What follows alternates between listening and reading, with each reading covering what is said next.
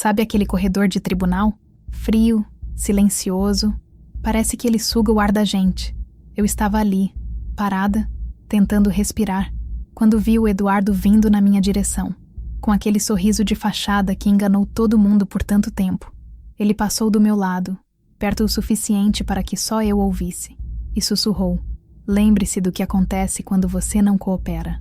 A voz dele, baixinha, um veneno no ouvido. Meu estômago gelou na hora. Não era uma ameaça nova. Era só um lembrete das outras noites, das portas fechadas, das vezes em que eu não cooperei.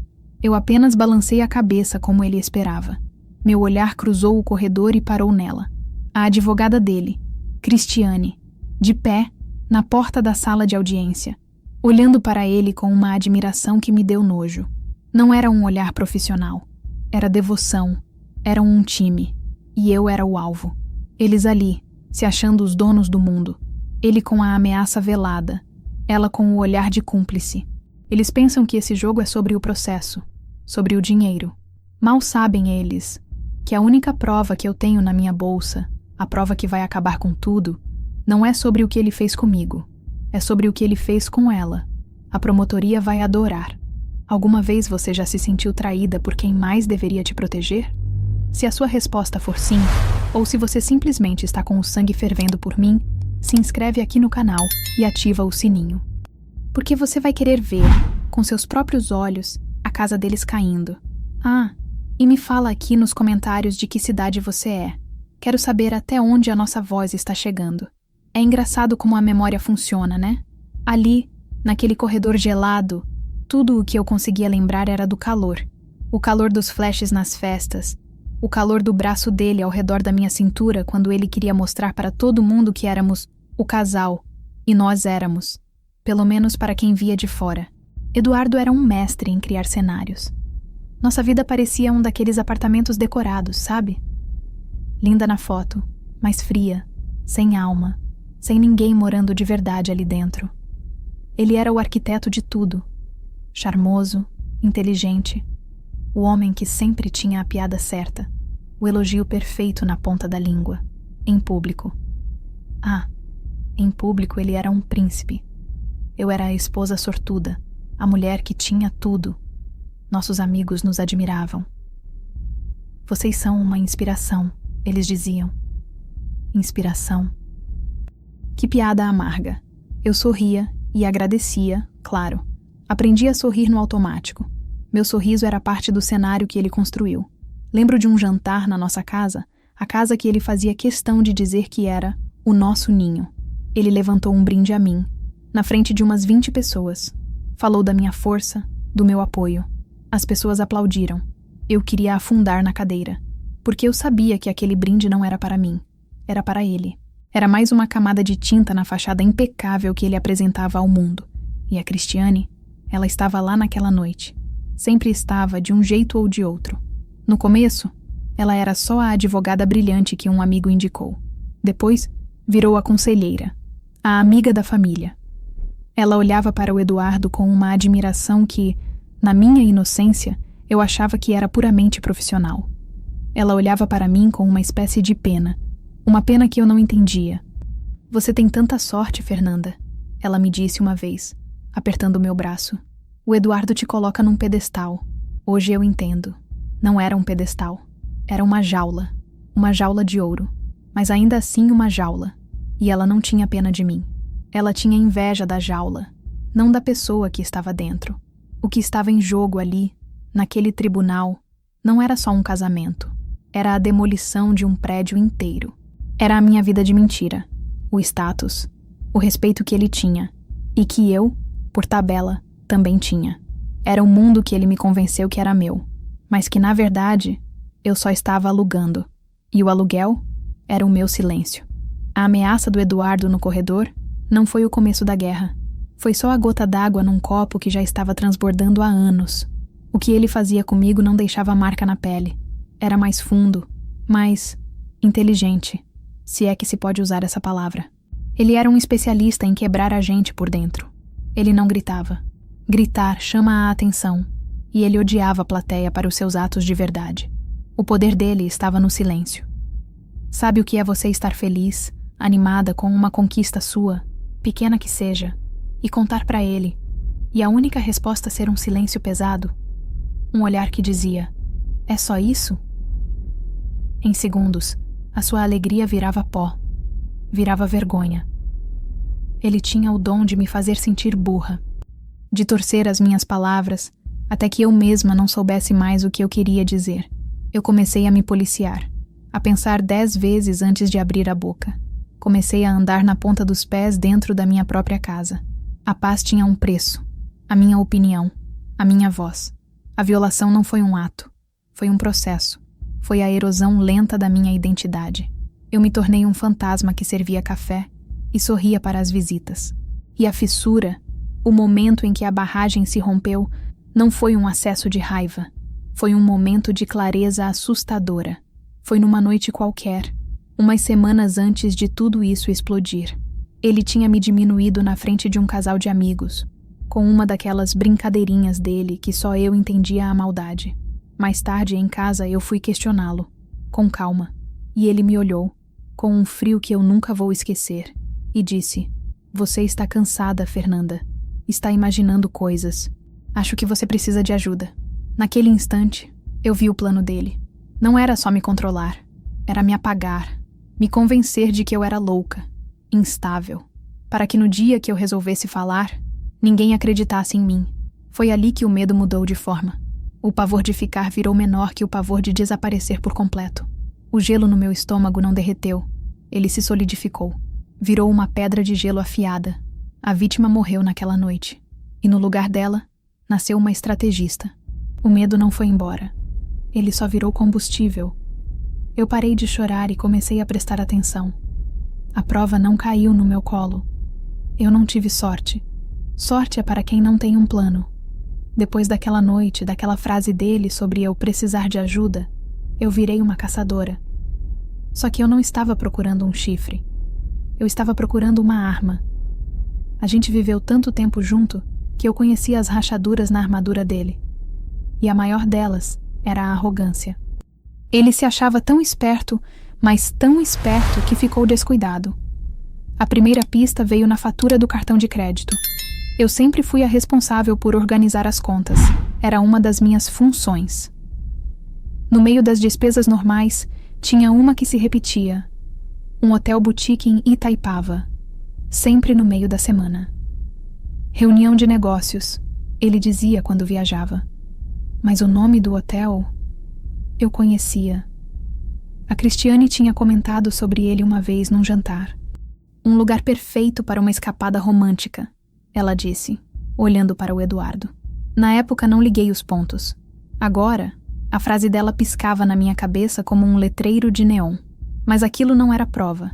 Era só uma suspeita. A confirmação veio de onde eu menos esperava. Do tablet dele. Aquele que ele usava para ler notícias e deixava jogado no sofá. Uma noite, ele dormiu no sofá da sala, o que já não era incomum. Eu passei por ele e a tela do tablet acendeu. Uma notificação de e-mail. A tela de bloqueio mostrava o começo da mensagem. O remetente era C. Sampaio Advocacia. O assunto era nosso caso. E a primeira linha do e-mail dizia: Eduardo querido, estou com saudades da nossa última reunião. O mundo parou. Meu coração não acelerou. Ele ficou pesado, como uma pedra. Eu peguei o tablet. Minhas mãos tremiam, mas não de nervosismo. Era de fúria. A senha era a data de aniversário da mãe dele. Típico. Abri o e-mail. E lá estava tudo. Não eram só mensagens de saudade. Eram conversas inteiras sobre o nosso processo. Ela o aconselhava sobre como me desestabilizar. Eles combinavam os próximos passos, as estratégias. Ela não era só a amante. Ela era a arquiteta da minha destruição junto com ele. A traição doía, sim. Mas a conspiração me deu uma clareza absurda. Eu não senti vontade de quebrar o tablet. Não senti vontade de acordá-lo aos gritos. Eu me senti como alguém que finalmente encontra a peça que faltava no quebra-cabeça. Tirei fotos de cada e-mail com o meu celular. Mandei as fotos para um e-mail novo que criei. Um que ele nunca sonharia que existia. Apaguei as fotos do meu celular. Bloqueei o tablet e o coloquei de volta no sofá. Exatamente como estava. Ele nunca saberia. Naquela noite, eu entendi. Aquele e-mail não era a prova do fim do meu casamento. Era a prova do início da guerra deles. A guerra que eu ia comandar. Com as fotos dos e-mails guardadas a 7 chaves, uma paz estranha tomou conta de mim. Não era felicidade. Era poder. A sensação de ter as cartas na mão, de saber exatamente qual jogar e quando. Minha primeira vontade, a vontade da Fernanda antiga, era jogar tudo no ventilador. Marcar uma reunião com meu advogado, mostrar as provas, acabar com aquilo. Mas a nova Fernanda, a que nasceu na noite em que ele me chamou de louca, ela sabia que isso era pouco. Seria rápido demais. Eles mereciam mais. Eles mereciam sentir o chão sumindo debaixo dos pés, lentamente. Eles mereciam ser expostos no palco que eles mesmos montaram para me humilhar. O tribunal. A decisão foi tomada ali, no silêncio do meu quarto, enquanto eu olhava a cidade dormindo pela janela. Eu iria ao tribunal. Eu ia sentar naquela cadeira de testemunha. Eu ia deixar a Cristiane fazer o show dela, tentar me pintar como uma mulher desequilibrada, rancorosa. Eu ia deixar o Eduardo me olhar com aquele ar de superioridade, de pena. Eu ia interpretar o papel que eles escreveram para mim, o de vítima acuada. Eu ia responder as perguntas com a voz trêmula, como eles esperavam. Eu ia deixar que eles se sentissem vitoriosos, porque a arrogância era o ponto fraco dos dois. E eu ia alimentá-la, até que eles estivessem tão cheios de si que não veriam o golpe chegando. O luto pelo meu casamento acabou ali. A dor da traição se transformou em uma coisa fria, calculada, uma energia que me movia. O plano começou a se formar na minha cabeça, não como um ato de vingança, mas como uma obra de justiça. Eu não ia apenas me defender. Eu ia virar a caçadora. Eu ia usar a lei, a ética e o próprio sistema que eles tentaram usar contra mim para aniquilá-los. Eu não queria só ganhar o processo. Eu queria que a reputação dela virasse pó. Eu queria que o respeito que ele tanto prezava se transformasse em vergonha pública. A decisão não foi sobre o que eu perdi. Foi sobre o que eu ia tomar de volta. E eu ia tomar tudo. O meu nome, a minha sanidade, a minha paz. E eu ia fazer isso no lugar onde eles se sentiam mais poderosos. Eu ia transformar o tribunal deles no meu palco. O dia no tribunal começou exatamente como eu previ. Um teatro de horrores. A Cristiane, com aquela postura impecável, falava com o juiz com uma voz firme, cheia de termos técnicos que só serviam para me intimidar. O Eduardo, no canto dele, me olhava com um misto de pena e desprezo. Era o show deles. E eu, por enquanto, era só uma espectadora na primeira fila. Durante a primeira pausa, o juiz deu 10 minutos para um café. Era a minha chance. Eu sabia que precisava plantar a primeira semente de dúvida, não na cabeça do juiz, mas na dela. Via a Cristiane perto da máquina de café, sozinha por um instante, ajeitando a gola do blazer. Respirei fundo e andei até lá, com a calma de quem só pede um copo de água. Com licença, eu disse, com a voz mais mansa que consegui produzir. Ela me olhou de cima a baixo, surpresa.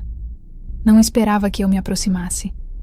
Peguei um copo de plástico, enchi de água e, antes de sair, me virei para ela. Olhei nos olhos dela e sorri. Um sorriso pequeno, quase um segredo. Sabe, Cristiane, eu comecei, baixinho. Esse seu perfume é uma delícia. É o mesmo que estava no carro do Eduardo semana passada. Ele tem um gosto excelente, não é? Eu não esperei a resposta. Apenas dei um último gole na água. Joguei o copo no lixo e voltei para o meu lugar, sem olhar para trás. Mas eu senti o olhar dela queimando nas minhas costas. Eu não precisava ver o rosto dela para saber que o sorriso arrogante tinha sumido. Eu não a acusei de nada. Eu só fiz um comentário inocente, uma observação. Mas para ela, que sabia exatamente do que eu estava falando, minhas palavras foram como uma pedra na vidraça da confiança dela. Será que ele foi descuidado a esse ponto? Será que eu sabia de mais alguma coisa? A paranoia é uma erva daninha. E eu tinha acabado de plantar a primeira semente no jardim perfeito dela. Ela passou o resto da manhã me olhando de um jeito diferente. O olhar não era mais de superioridade. Era de cálculo, de dúvida. O primeiro movimento no tabuleiro tinha sido meu. Uma jogada pequena, sutil, mas que mudou a energia do jogo inteiro. Eles não estavam mais no controle total. E o melhor de tudo, eles não sabiam por quê. Você sentiu esse arrepio aí? Aquele gostinho de justiça começando a ser servida? Se você está torcendo por mim, se você sentiu a pequena vitória nesse comentário, deixa o seu like agora. Cada like é um recado para eles. É o nosso jeito de mostrar que eu não estou sozinha nessa. Nós não estamos sozinhas. A segunda parte do dia foi o meu campo de batalha particular. Era a minha vez de sentar na cadeira de testemunha. A Cristiane veio para cima de mim com tudo. Ela era boa, tenho que admitir. Fazia perguntas que me pintavam como uma pessoa instável, ciumenta, que vivia numa realidade paralela. E eu, seguindo meu plano, deixei. Respondi com a voz baixa, às vezes fingindo confusão. Mas cada resposta minha era uma pequena agulha, uma microagressão calculada, direcionada não para o juiz, mas para os dois. Quando ela me perguntou sobre as finanças do casal, eu respondi. Eu não tinha muito controle sobre as contas maiores. O Eduardo sempre dizia que eu não precisava me preocupar com isso, que as reuniões de negócios dele em Itaipava, por exemplo, cobriam tudo. Eu vi o Eduardo se mexer na cadeira.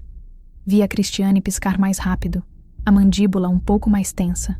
Ela continuou, tentando me encurralar sobre a nossa vida social. É verdade que a senhora se isolou dos amigos nos últimos anos? Eu olhei para ela, com a tristeza mais ensaiada do mundo. É difícil manter as amizades quando você sente que não pode confiar em ninguém. Até nas pessoas mais próximas, que te dão conselhos profissionais. Cada palavra era de duplo sentido. Para o juiz, eu era uma mulher magoada com o marido. Para eles, eu era uma ameaça velada. Eu usava o conhecimento íntimo que eu tinha dos dois para criar pequenas fissuras na aliança deles. Eu mencionava restaurantes que eles frequentavam, presentes que ele deu para ela e disse que eram para a mãe dele, detalhes que só eles entenderiam. A cada resposta minha, eu via a desconfiança crescendo entre eles. Ele olhava para ela como quem diz, como ela sabe disso? Ela olhava para ele como quem diz, seu idiota descuidado. Eu não estava mentindo. Eu só estava contando a minha verdade, mas de uma forma que a verdade deles ficasse exposta, apenas um para o outro. Eu estava minando a base da relação deles, que era o segredo. Estava cercando os dois, usando a inteligência e a frieza que eles nunca acharam que eu tivesse. Eles entraram naquele tribunal como um time sólido, mas estavam saindo para o almoço como dois estranhos, cheios de suspeitas. A guerra não era mais sobre o processo, era sobre quem ia trair quem primeiro. E eu estava adorando assistir. Depois do almoço, o ar na sala do tribunal estava diferente, pesado. Eu sentia os olhares do Eduardo e da Cristiane em mim o tempo todo. Não eram mais olhares de pena, eram de avaliação, de um nervosismo mal disfarçado. Minha pequena granada de perfume tinha explodido a confiança deles. Eles estavam desconfortáveis. E isso me dava uma força que eu não sentia há anos. Eu sabia que a parte final do depoimento seria a mais brutal. A Cristiane voltou com o dobro de veneno. Ela precisava me desacreditar, não só para o juiz, mas para o próprio Eduardo. Ela precisava provar para ele que ainda estava no controle. Ela começou a fazer perguntas sobre a minha mãe, que teve depressão na juventude, tentando criar uma narrativa de que instabilidade mental era coisa de família. Cada pergunta era uma facada. Ela falava com uma calma cruel, usando palavras como histórico, predisposição, percepção alterada da realidade. Eu via o juiz anotando, a promotora com uma expressão neutra. Na minha bolsa, o envelope com os e-mails impressos parecia pesar uma tonelada. Eu sentia o calor dele contra a minha perna. Ainda não, eu pensava. Espere a bola perfeita. Eu respondia a tudo com a maior sinceridade possível, sem me alterar. Sim, minha mãe foi uma mulher que sofreu muito, e por isso mesmo eu aprendi desde cedo a lutar pela minha saúde e pela minha verdade. Minha calma a irritava. Ela precisava de uma explosão, de um deslize, e eu não estava dando isso a ela. Então, ela partiu para o golpe final. Ela se aproximou, olhou para mim, depois para o juiz como se dissesse: preparem-se para o cheque-mate. Senhora Fernanda, vamos ser diretos, ela disse, a voz cheia de uma falsa compaixão. O seu marido é um homem de sucesso.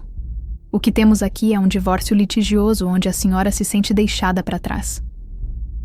A senhora não tem uma única prova, um único documento, uma única testemunha que corrobore essas acusações de abuso psicológico. Então, sem nada concreto, tudo o que temos é a palavra de uma mulher amargurada e, convenhamos, um pouco confusa, não é mesmo? O silêncio. Era aquilo. A bola perfeita. Ela tinha acabado de me dar a chave da jaula. Eu respirei fundo. Meu corpo, que estava tenso, relaxou. Eu levantei a cabeça e, pela primeira vez naquele dia, olhei diretamente para o juiz, ignorando a Cristiane completamente. Minha voz, quando saiu, não era mais a da vítima. Era firme, clara e alta. Meritíssima. A doutora tem razão em um ponto. Eu não tenho provas do abuso psicológico que sofri por anos entre quatro paredes. Ele foi muito bem arquitetado para não deixar vestígios. Eu fiz uma pausa. Todos na sala estavam imóveis, esperando. Mas, continuei, enquanto a doutora Cristiane e o meu marido estavam ocupados planejando como me pintar de louca, eles cometeram um erro ético gravíssimo que contamina todo este processo e prova a má-fé e a conspiração contra mim. Eu me virei lentamente e olhei para a Cristiane. O rosto dela estava branco. O Eduardo parecia ter parado de respirar. Eu me abaixei, abri minha bolsa, peguei o envelope pardo e o coloquei sobre a bancada na minha frente.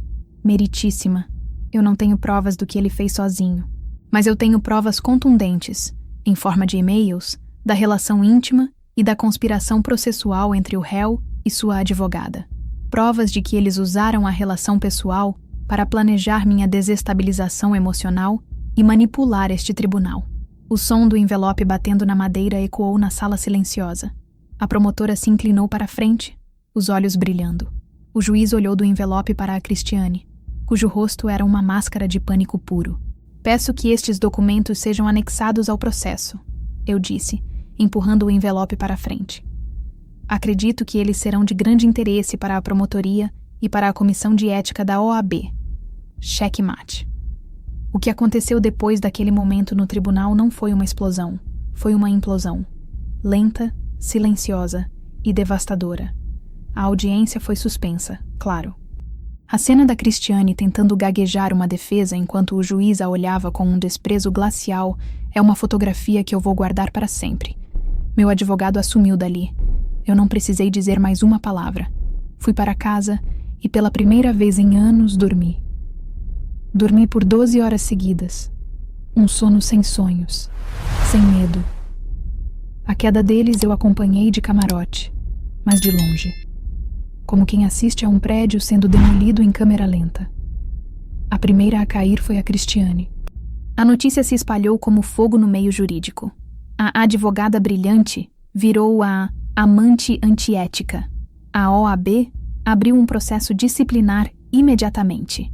Li numa nota de um jornal local que ela teve sua licença suspensa preventivamente. Uma amiga em comum, que obviamente correu para o meu lado depois que a história vazou, me contou que ela perdeu o emprego no escritório de grife onde trabalhava. Foi humilhada publicamente. Meses depois, eu a vi no supermercado. Estava de moletom, sem maquiagem, o cabelo preso de qualquer jeito. Ela parecia menor, encolhida. Nossos olhares se cruzaram por um segundo. Eu não vi ódio no rosto dela. Eu vi nada. Um vazio. Ela virou o carrinho e foi para outro corredor. Aquilo, para mim, foi mais satisfatório do que qualquer grito de raiva. O golpe de misericórdia dela foi o silêncio, o desaparecimento. A queda do Eduardo foi diferente. A dele foi social e financeira. O processo, obviamente, virou a meu favor de uma forma espetacular. A prova da conspiração tornou qualquer defesa dele ridícula. Mas o pior para ele não foi o dinheiro que perdeu. Foi a imagem. O casal inspiração virou a fofoca da cidade. Os amigos que o admiravam agora atravessavam a rua para não ter que cumprimentá-lo. Os sócios na empresa começaram a se afastar. A fachada de homem perfeito, que ele levou a vida inteira para construir, ruiu em questão de semanas. Ele teve que vender o apartamento, o nosso ninho, para pagar os custos do processo e a minha parte. Soube que ele se mudou para um lugar bem menor, mas compatível com sua nova realidade. Como me disse meu advogado, ele me ligou algumas vezes nas primeiras semanas, não para pedir desculpas, para me culpar, para gritar. Eu nunca atendi, apenas bloqueei o número. A vingança não foi o momento em que eu apresentei as provas. A vingança foi isso. Foi observar, de uma distância segura e tranquila, a vida que eles construíram sobre a minha ruína desmoronar sob o peso da própria arrogância deles. Eu não precisei empurrá-los do penhasco. Eu só mostrei a todos que eles já estavam dançando na beirada há muito tempo. E a gravidade fez o resto. A vitória não tem o gosto que as pessoas imaginam. Não há champanhe, não há festa, não há uma explosão de felicidade. A verdadeira vitória, a minha vitória, tem o gosto de um café tomado sem pressa, numa manhã de terça-feira, no silêncio do meu novo apartamento. É um apartamento menor, mais simples, e cada centímetro dele é meu. O sol entra pela janela da cozinha e bate nas minhas mãos enquanto seguro a xícara quente. E pela primeira vez em mais de uma década, eu não estou esperando o som do carro dele chegando na garagem. Eu costumava viver em função daquele som. Era o barômetro do meu dia. Pelo jeito que ele girava a chave na porta, eu já sabia se a noite seria de silêncio pesado ou de críticas veladas. Eu vivia num estado de alerta constante, uma ansiedade de baixo nível que se tornou o ruído de fundo da minha vida. Agora, o único ruído é o da cafeteira e o dos meus próprios pensamentos. E eles são calmos. A paz é uma coisa estranha quando você não está acostumado com ela. No começo, o silêncio era tão alto que me assustava. Eu me pegava procurando por um problema, uma crise, uma sombra na parede. Demorou para o meu corpo entender que estava seguro. Demorou para o meu coração parar de procurar pelo próximo golpe. A consolidação da vitória foi isso: reaprender a viver sem a armadura. É poder andar descalça pela casa sem me preocupar com o barulho. É poder deixar um livro aberto no sofá sem medo de que ele seja usado como prova da minha procrastinação. É poder respirar fundo, até o pulmão encher, sem sentir um nó no estômago. Eu vi o Eduardo uma última vez, uns 6 meses depois de tudo. Foi no estacionamento de um supermercado. Ele estava colocando umas poucas sacolas num carro popular, um modelo bem mais antigo. Estava mais magro, com os ombros curvados. Não havia mais nenhum traço do homem imponente que comandava salas de reunião e jantares. Ele me viu. Nossos olhos se encontraram através dos para-brisas. E no olhar dele não havia raiva, nem ódio. Havia algo pior: o vazio de um homem que perdeu o palco. O poder dele não estava nele. Estava na reação que ele provocava nos outros. Estava no meu medo, na admiração da Cristiane, no respeito dos amigos. Sem a plateia, ele era só um homem cansado comprando leite. Ele desviou o olhar primeiro, entrou no carro e foi embora. Naquele momento, eu soube que tinha vencido de verdade. A vitória não foi destruir a vida dele. Foi perceber que ele não tinha mais nenhum poder sobre a minha. A minha justiça não foi um ato de vingança. Foi um ato de recuperação.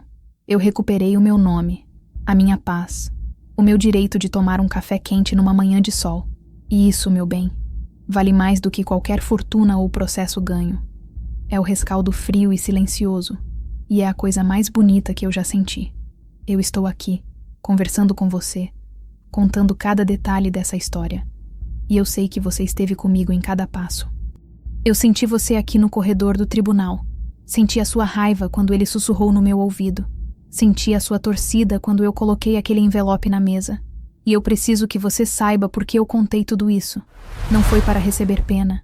Eu já tive pena de mim mesma por tempo demais.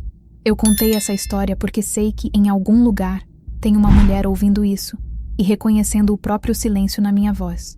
Talvez o seu Eduardo não seja um marido. Talvez seja um chefe que rouba suas ideias e te chama de emocional quando você reclama. Talvez seja um familiar que te diminui em cada reunião de domingo, com brincadeirinhas que só você sabe que são cruéis. Talvez seja até uma amiga que te sabota pelas costas. A jaula tem muitas formas, e o poder do carcereiro, na maioria das vezes, não está nas grades, mas na nossa cabeça. Na mentira que ele nos conta, todos os dias, de que nós somos fracas, loucas, exageradas, de que sem ele, nós não somos nada. Essa é a maior mentira de todas. Nós somos a história inteira. Eles são só um capítulo ruim, que a gente tem o poder de terminar. A minha arma foi um envelope com e-mails. A sua pode ser uma palavra, um não dito com a voz firme. A sua pode ser a decisão de procurar um novo emprego.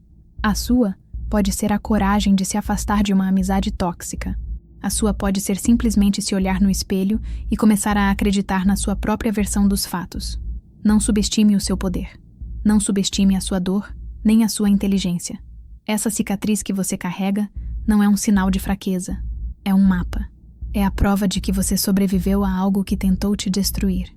E agora, eu quero te fazer a pergunta mais importante. A pergunta que eu me fiz naquela noite, sozinha no meu quarto. O que você faria? No meu lugar ou no seu lugar, que é o que importa. O que você vai fazer para recuperar o seu poder? Deixa a sua história, a sua opinião, a sua força, aqui nos comentários. Este espaço não é só meu, é nosso. É a nossa sala de estar, o nosso grupo de apoio. Vamos conversar. E se essa história, a minha história, te tocou de alguma forma, compartilhe. Não por mim. Compartilhe por aquela mulher que você conhece, que está em silêncio, precisando ouvir que ela não está louca, que ela não está sozinha. Às vezes, uma história compartilhada é o sinal que alguém está esperando para começar a própria revolução. Obrigada por me ouvir. Nós nos vemos na próxima.